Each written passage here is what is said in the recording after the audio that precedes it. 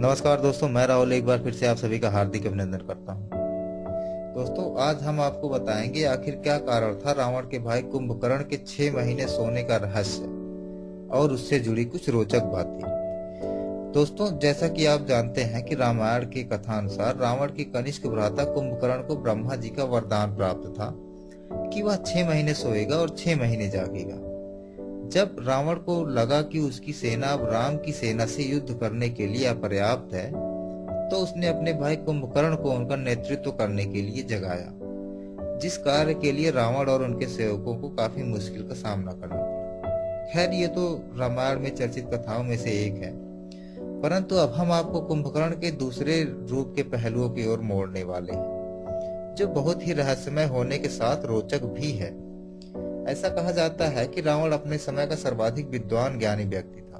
उस समय उसके खानदान में एक से बढ़कर एक धुरंधर पड़े थे, जिनकी बौद्धिक क्षमता तत्कालीन युग में अतुलनीय है। परंतु इनमें से कुंभकर्ण एक ऐसा व्यक्ति था जिसकी कहानी सचमुच में हैरान करने वाली है। रामायण में बताया गया है कि वह 6 महीने सोता था, परंतु आखिर एक परम ज्ञानी ऋषि सोकर अपना जीवन कैसे व्यतीत करेगा। दोस्तों, कुंभकर्ण के संबंध में वर्षों से अनेक शोधकर्ताओं ने खोज करी तथा उनके अनुसार कुंभकर्ण एक वैज्ञानिक था, जिसे अपने अत्याधुनिक और अकल्पनीय आविष्कारों के शोध के लिए रहस्यमय गुफाओं में जाना पड़ता था। मान्यता अनुसार रामायण काल में कुंभकर्ण की प्रयोगशाला किष्किंधा के दक्षिण में एक गुफा में थी, जिसमें उसने आश्चर्यजनक रूप से एक भारी भरकम प्रयोगशाला का निर्माण किया था।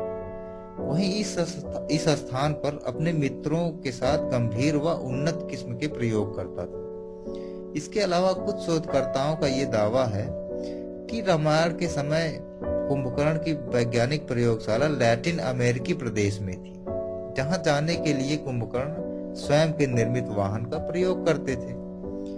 महर्षि वाल्मीकि ने अपने ग्रंथ रामायण में कुछ ऐसे दिव्यास्त्रों का नाम लिया है जिनकी विनाश क्षमता बहुत ज्यादा थी। शोधकर्ताओं ने दावा किया है कि ये सभी दिव्यास्त्र कुंभकर्ण की महान बुद्धि के परिचायक थे, जिन्हें उसने अत्यल्प समय में विकसित किया, और रावण ने उसकी सहायता से उस समय के लगभग सभी महान वीरों को परास्त किया। पुष्पक विमान का वर्णन भी रामायण में आता है, जिसका निर्माण कुंभकर्ण ने अपने ज्येष्ठ भ्राता के लिए ही किया था।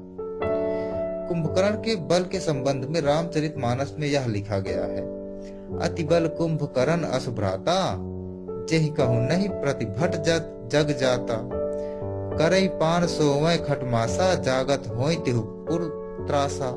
अर्थात रावण का भाई कुंभकर्ण इतना बलवान था कि पूरे जगत में उससे टक्कर लेने वाला कोई दूसरा व्यक्ति नहीं था।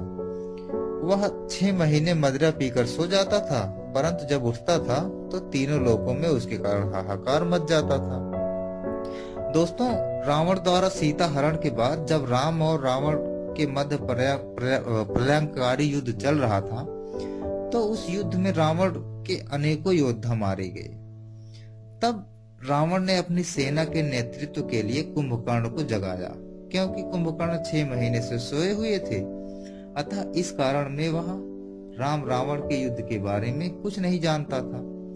जब रावण ने उसे जगाकर पूरी बात बताई तथा युद्ध स्थल पर जाकर राम से युद्ध करने का आदेश दिया, तो कुंभकर्ण ने युद्ध में जाने से पूर्व दुखी होकर रावण से बोला: जगदम्बा हरियाणी, अब सठ चाहत कल्याणी। अर्थात कुंभकर्ण रावण से बोलता है कि अरे मूर्ख, तूने माँ जगदम्बा का हरण किया है और अब तू कल्याण की बात कर रहा है। इसके बाद कुंभकर्ण ने अपने भाई रावण को अनेक प्रकार से समझाया कि वह माता सीता को राम को सौंप दे और राम के शरण में चले जाएं। इससे उनका वंश समाप्त होने से बच जाएगा। परंतु अहंकार के कारण रावण ने कुंभकर्ण की एक न सुनी। रामायण में बताया गया है कि कुंभकर्ण 6 महीने के लिए सोया करता था, और जब वह जागता था तो उसका पूरा दिन भोजन करने और परिवार का हाल समाचार सुनने में निकल जाता था। इस तरह कुंभकर्ण अपने भ्राता रावण के कार्यों से दूर रहता था।